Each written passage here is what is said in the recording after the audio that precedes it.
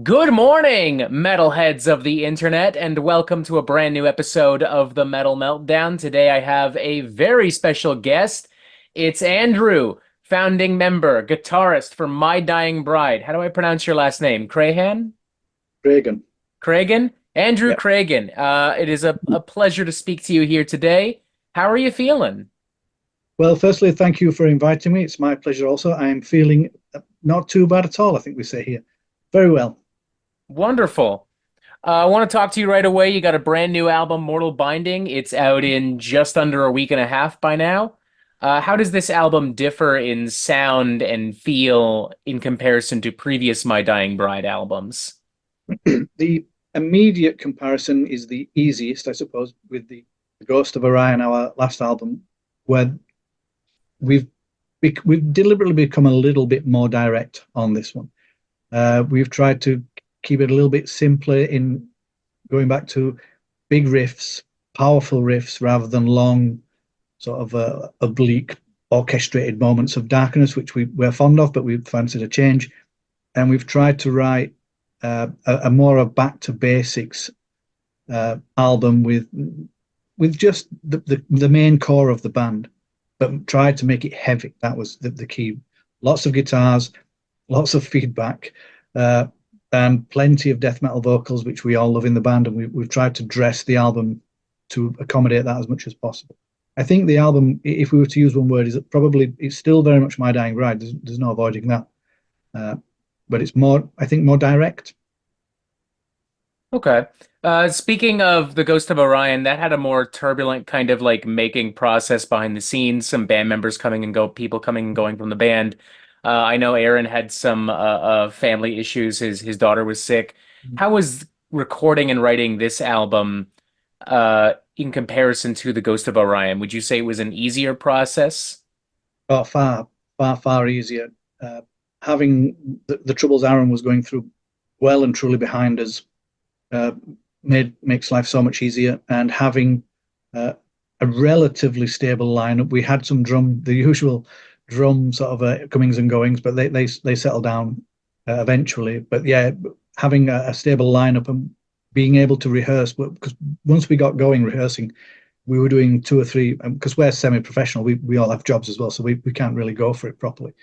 So we were doing two or three a week, and that lasted maybe 14 months or something like that. And I think it allowed us the time and the space just to write these, arrange them, rearrange them, rewrite them in some cases. Uh, it was, I mean, it's difficult. There's a bit of hard work, but compared to Ghost of Orion, this was a dream. It really was. And I also got a press release that Aaron kind of talked about how you always have riffs and always have kind of stuff going. And he seemed to imply, or at least he seems to think, at least how this press release was worded, that you might already have more music for My Dying Bride at the ready.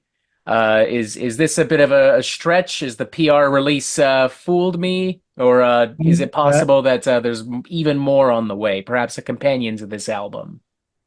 there is, as it happens, we have an EP that's in well underway. We have two songs finished. They're sort of being preemptively mixed as we speak, and we have a third song that I have most of the parts for, but I haven't decided how exactly to approach that one. We were going to stick with the plan of the album and just do what we consider straightforward doom metal, our version, and keep it very sort of heavy metal. But the third song of this EP, it kind of keeps leaning to it might be one of those eclectic weird moments that we do, and I can't Okay, veer out of I'm into it. that. So you might get to what we consider standard metal songs. I mean, they're heavy as fuck. The album's heavy, but these are deliberately mixed, harsher and heavier because we couldn't get away with this mix on the album. So yes is the short answer. I never really stopped writing, uh, and we have an EP at some point in the near future. We'll be finishing that off in some description. Do these new songs on this EP, do they by chance maybe lean closer to like this older kind of like death metal, heavy metal kind of style? Maybe something closer to what you guys were doing in like the very early years? One of them would. One of them does, and it's not by design either. It's just the more I listen to it, it reminds me of something of As the Flower Withers, but with a better production. And it's at the moment it's called The Penance of Eleanor, which if you Google that, you'll find a painting. Which behind that painting you'll find a story, and we based it on that, and we may follow that through. So at the moment, we have one song called The Penance of Eleanor, and it doesn't. It really reminds me of one of the early songs. It's not dissimilar to something like one of our songs off As the Flower Withers was called The Return of the Beautiful.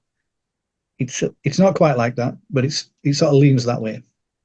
It's interesting that you kind of talk about like kind of revisiting that early sound because I just listened to Mortal Binding last night. I got a promo copy, and one of the first things I thought was that this honestly does kind of feel like a return to the days of like kind of that mid 90s My Dying Bride period, like records like The Angel in the Dark River, and that whole kind of spirit. Was that I know earlier you talked about wanting to do like something more streamlined, but was that an intentional thing, or is that just kind of something that came naturally? It, we decided on back to basics, whatever that might mean, and we like the idea of old school, but we didn't look back deliberately and try rewrite anything.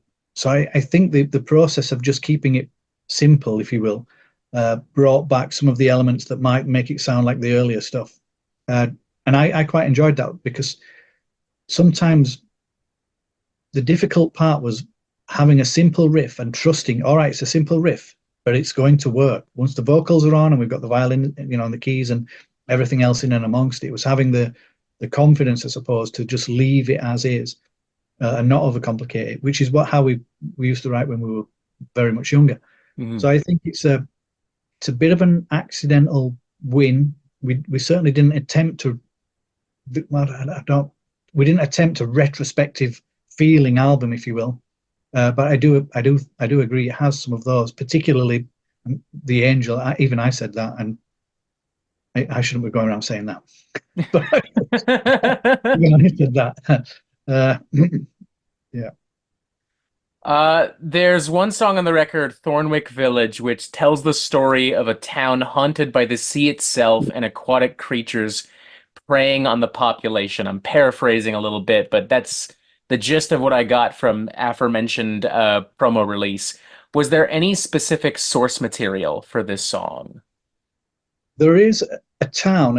I'm not entirely sure where it is. I think it's in Yorkshire somewhere. We've read on the name, and they have some folklore that pretty much alludes to this particular stretch of sea just off their coast that is treacherous for all these mythical and wonderful reasons. And we kind of like the idea of that and decided to adopt it, and kind of make it our own particular, or give it our own particular slant. But it's based on, granted, you've probably got to not truly believe that these weird sea nymphs are dragging people to their deaths, but it's almost that they've got a Bermuda Triangle type mythical character to this area now, where no one really, I think, truly believes it scientifically, but it's a great story, and that does explain, or helps to explain, the propensity of lost ships and seamen at this particular spot. It's I don't I mean we've tried to camouflage it as best we can to try and make it our own, but it is based, if you can base something in fact that's based on folk tales, it's based on as much sort of information we could get.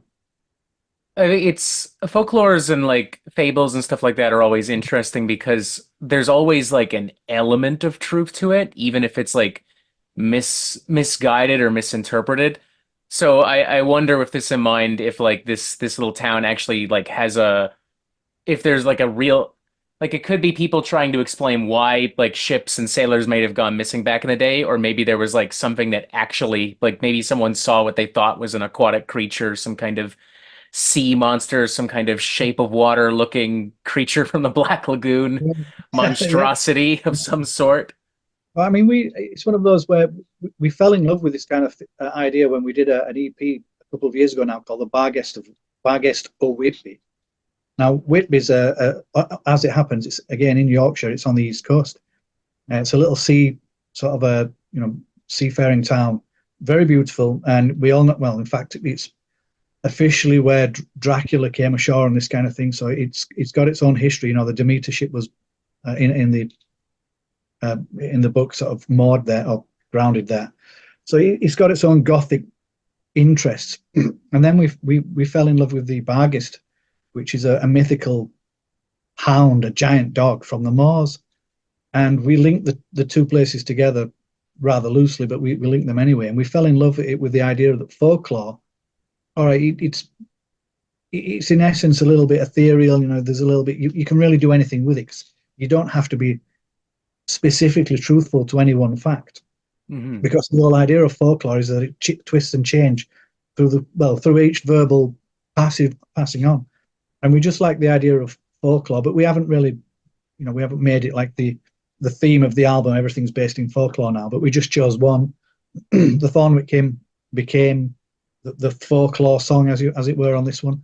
The rest are just, I won't say sort of standard misery, but they're not based in like the same type of folklore as this one. Just your average everyday darkness and despair, no big deal. Run of the mill misery. Was there anything else that inspired the themes and the music of Immortal Binding?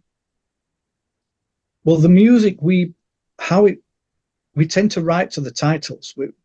We don't have vocals at rehearsal, and we don't have lyrics.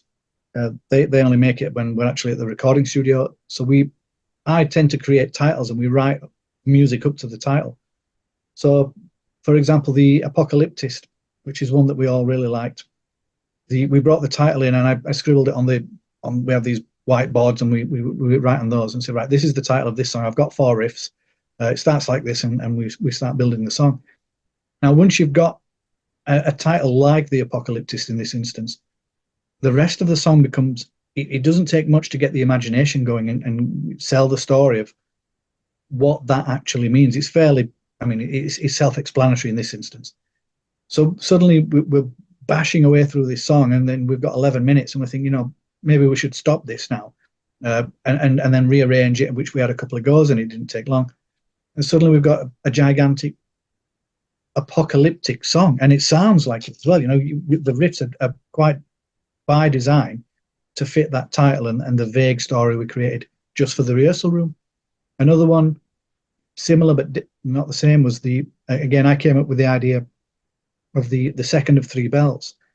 And I actually sold this to Aaron because I thought it was such a good idea that I gave him a little synopsis of what this was all about, and just left him to create the lyrics. But in the rehearsal room, we didn't have the lyrics, so we created our own story and wrote the song. So it's a funeral march. It's fairly obvious that or it should be. So we wrote our version of a funeral march, particularly the last section of the song where the anger of the death is released, and the funeral really, the music itself, literally just somber, solemn grace, marches off to its abrupt end. And we do that all based on just a couple of lines and a knowledge, an understanding within the rehearsal room of how these songs should go. Now, thankfully, we don't really have to communicate too much. My Dying Bride knows what we're going to do, for right or wrong. You're going to get My Dying Bride. So there is some sort of guidance, if you will, from the music and the titles, but it's more just the titles in this instance than the actual finished product. So then there's no curveballs then, like no one comes into the studio going like, I've got an idea for a song about a nice, cute family picnic. And nothing goes wrong, no twist. Everyone just enjoys a sandwich in the park. Oddly enough, there's no one in the band that would ever do that. They're just miserable swines, and massive heavy doom metal riffs is what they're into. So it's a great feeling when you in a position or in a place where everybody's so like-minded.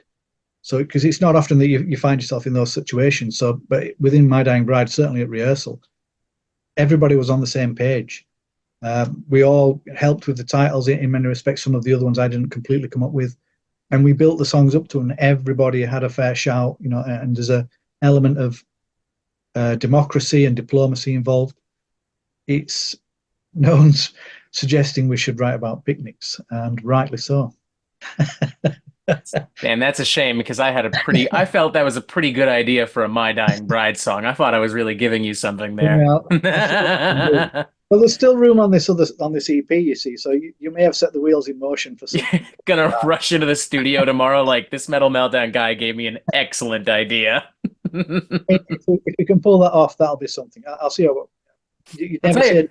that would definitely be something that I feel like everyone I know from the Metal Meltdown Discord and who watches the channel and the people I talk with, like if that were to happen, I just know that it would break a lot of people's brains. You know what I mean? Yeah, I was included.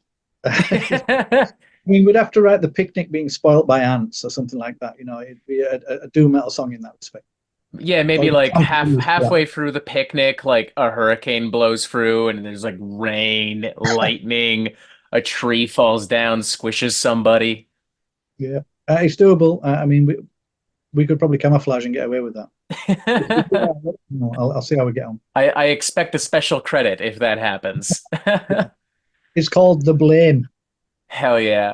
Yeah, How did Dan Mullins end up rejoining My Dying Bride?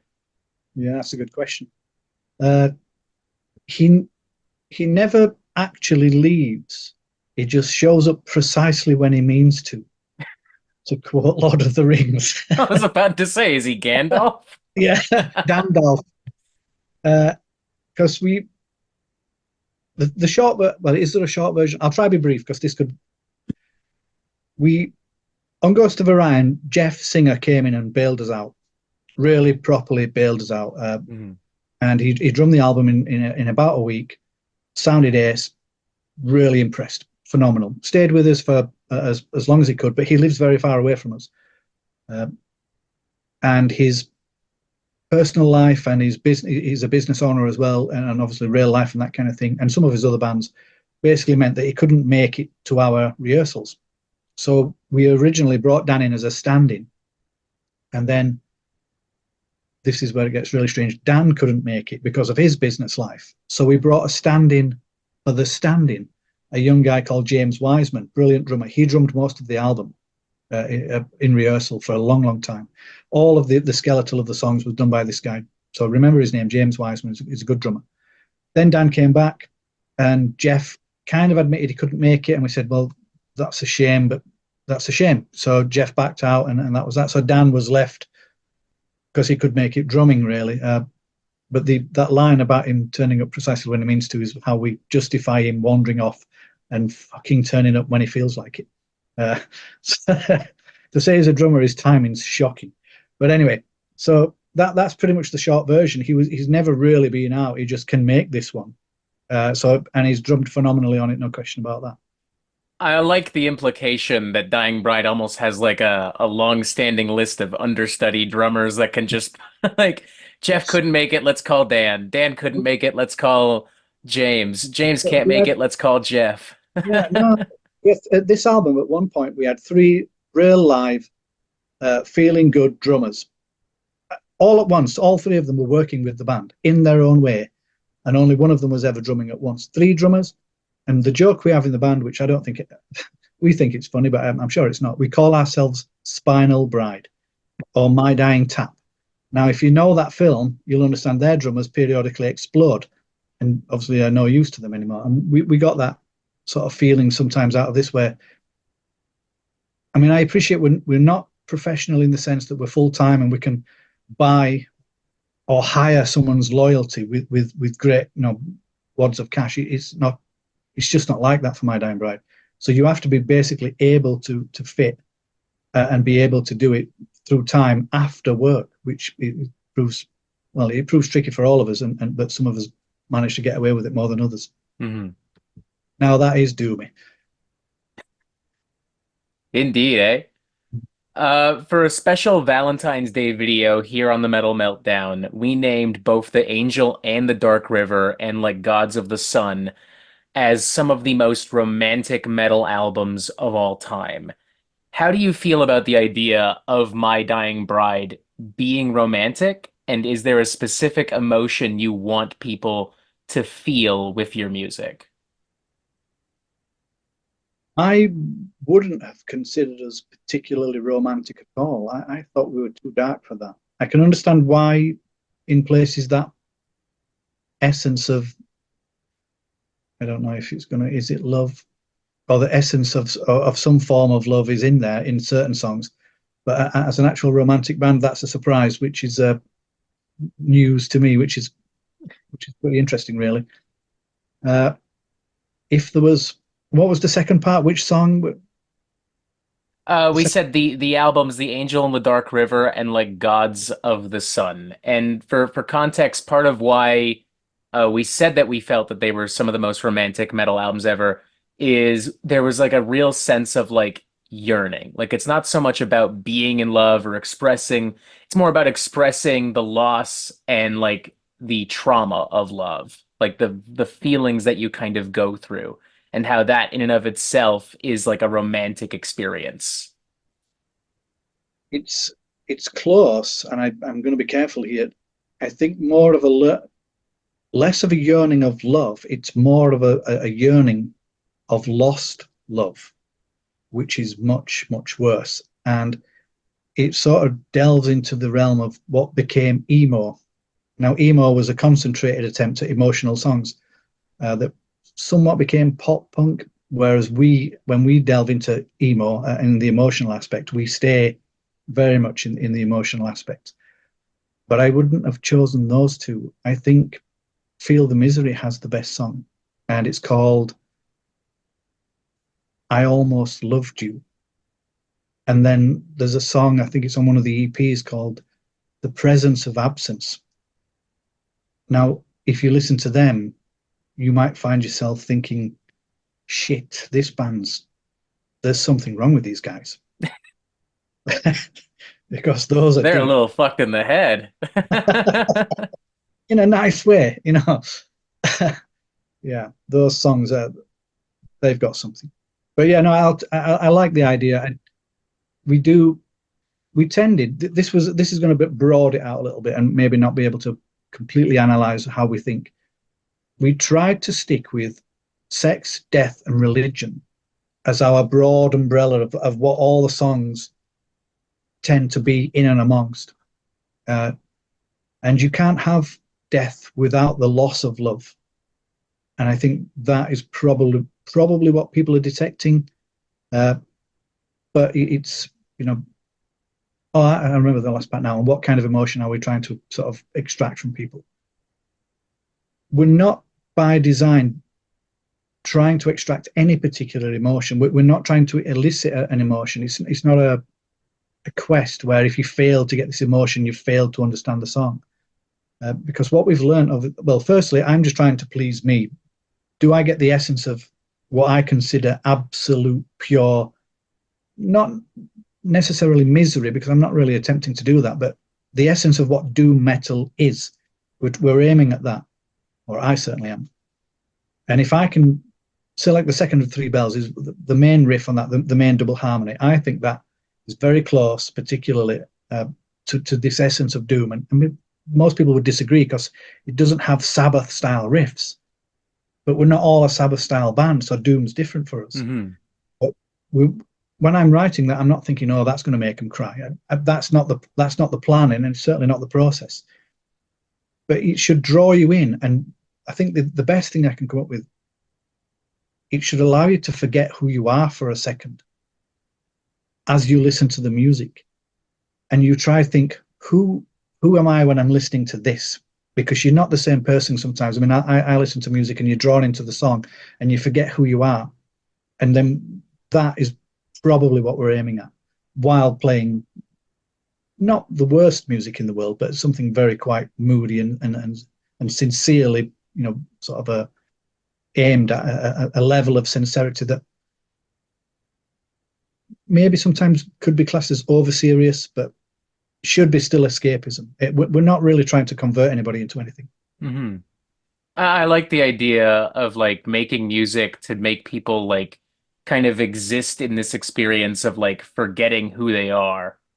Because like I mean, everyone has like a few songs where they hear it for the first time and it's like a light bulb going off in their head. Like something just clicks and changes. I mean, especially like when we're younger and we're like really starting to discover music. Like I think the first time I heard Stairway to Heaven from Led Zeppelin, my brain was just like, I didn't know music could sound like this. Like that's so crazy. We that can still happen. It's not as often because I think as your experience of music grows, the sadly the experience of newness diminishes as you become sort of more experienced at hearing music. So Hmm. it tends to happen, like you said, on your predominantly sort of younger ears, as it were. But there are still moments where you listen to something. I still get caught out, thankfully, with beautiful moments. But there's one, the band's called Swampland. I think they're American, uh, North American, and the album's called The Lord Is With Us, and it's the first song on that. And there's a female vocal section at the end with some really powerful Tom's going. If you have a listen to it, you'll understand which it is. But and then I'm listening, I'm thinking, this is phenomenal. How the fuck did they come up with that? And I in my mind is once I've got over the idea of how do I dissect that and try and understand how they thought of this, I just then think, oh well, there's no chance. I know how music works. You hear it, you play it, you assemble it, and Hmm. answers answer themselves. You can't really dissect anybody else's ideas from listening to the music. And then after I'd given up with that, I just listen to it and think, well, it's phenomenal. It's just a clever, brilliantly wonderful, genius moment, and that's just one. So it still happens even when you get to my age, which is, we're not ancient, but we're working on it. Uh, so it's, but I think the younger ears are probably still, they have a little bit more fun with it. If, like you said earlier, they are true, sort of really into music and not just skipping songs looking for the latest trends. Hmm. I've got one more question for you, and then I'll let you go. After 30 years of playing this music, um, how do you feel listening to My Dying Bride? And what do you think is next for the band, if anything? Or Uh, if you even know if there's like a roadmap. no, there's never a roadmap. We just sort of we'll get this album out and see what happens. That should be step one. Hmm. Uh, Oddly enough, just for reference purposes, I had a quick listen last week of some of the songs off Ghost of Orion, which I have to admit I completely, I almost, I won't say wiped from my memory, but kind of completely forgot we'd done. Put them back on and was immediately impressed at how good they sounded, even if I'm allowed to say that as the guy that wrote them. So it does surprise me sometimes when we go back and I listen to the back catalogue. I don't do it very often, but it surprises me that how well we recorded them, how well some of the songs sound. Not all of them, I'm not going to pretend they were all smash hits. They weren't. But I always look back, even at the songs I'm not overly keen on with fond memories, and I'm just very proud of it all because it's not easy and it takes some digging in to keep going for 30 odd years. Wonderful. Well, thank you very much for your time, Andrew. I Is there think anything you want to say to the Metal Meltdown audience before I let you go? I would just thank them all for paying attention if they got this far. Well done, and I hope they enjoy the new album that sounds like one of our old ones. Apparently, so good luck with that. Hell yeah. Well, y'all heard him. Make sure you pick up that new album. It comes out April 12th, I believe, or is it the 19th? I think it's the Uh, 19th now that I say it out loud. April yeah, 19th. It's one of those days. Comes out soon. Thank you again for being here, Andrew. Folk, guys, gals, non-binary pals, check out the new album. Check out the older albums if you haven't already. And as always, you have yourself a fantastic fucking day.